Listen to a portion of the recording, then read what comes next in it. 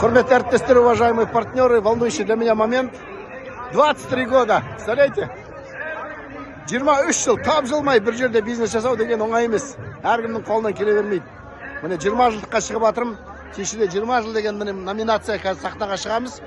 Сахнаның артында репетиция жасап дайындалып жатырмыз. Міне қазір қарама қарсы тұрған біздің головной офис. Міне 83-ші болып шығам.